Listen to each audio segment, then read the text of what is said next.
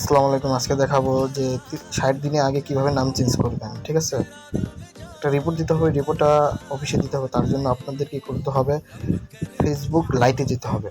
লাইটে যাওয়ার পর কি করবেন, আপনার প্রোফাইলে যাবেন। প্রোফাইলে যাওয়ার পরে এডিট ডোনেশন হলে ক্লিক দিবেন। ক্লিক দেওয়ার পর নিচের এখান থেকে নিক নেম যেটা ওইটা খুঁজে বের করবেন। নিক নেম আদার্স নেম যেটা, এই যে আদার্স নেম যেটা, এইটা আদার্স নেমটা বের করবেন।